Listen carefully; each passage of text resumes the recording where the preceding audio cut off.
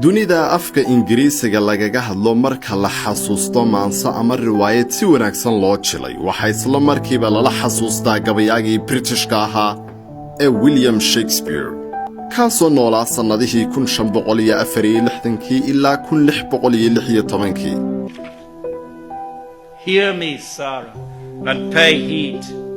When calamities prevail and prospects are upturned, when diseases become fatal and you succumb to hardship, when herds lack direction and the crook is just a stick, don't be disheartened by these dreadful sights. The pen will give wise counsel and direct you to your goal. It is your unfailing friend, so always keep it to hand and never let it go.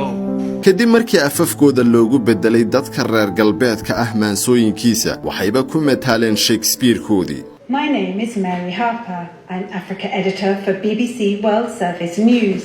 I've been coming to Somalia, reporting and writing about it for 25 years.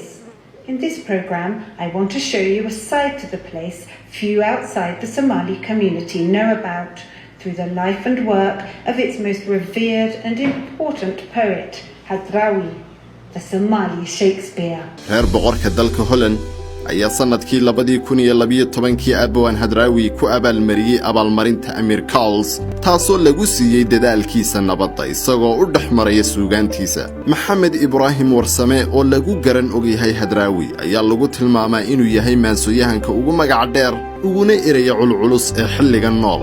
Martin Orwin oo ka tirsan dugsiga aqoonta bariga iyo Africa School of Oriental and African Studies ee jaamacadda London ayaa ku doodayay inuu Hadrawi yahay gabaya ay bini'aadamka oo dhan wax ka baran karaan. Somalida ka sokow Hadrawi waa gabaya ay bini'aadamka oo dhan wax ka baran karaan waxna ka dareensiin kara. maansooyinkiisu tabcan waa qayb weyn oo kamid ah suugaanta casriga ah Somalida.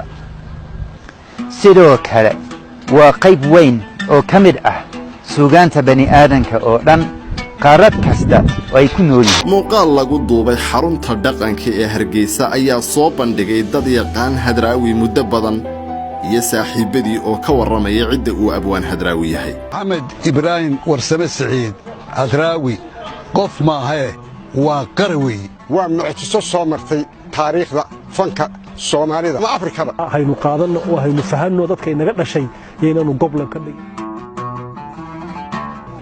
daalis raado laba eray ka dheh waxa uu cid walba kaga soocan yahay maansadiisa. Maxamed Ibrahim Warsame waa Hadrawi waxaanu wada kulanay 1969 محمد إبراهيم Warsame Hadrawi shakhsiyadiisa iyo suugaantiisa waxaan anigu u aqaanaa badweyn bilaa xeeliya. runtii waa badweyn taana waxaad dhab u xaqiiqsanaysaa markaad dhagaysato ama aad akhrido maansooyinkiisa la yaab kale dad badanna ay ku garan og yihiin heesaha ay qaadaan hoballadii ugu waaweynaa ee na soo mara.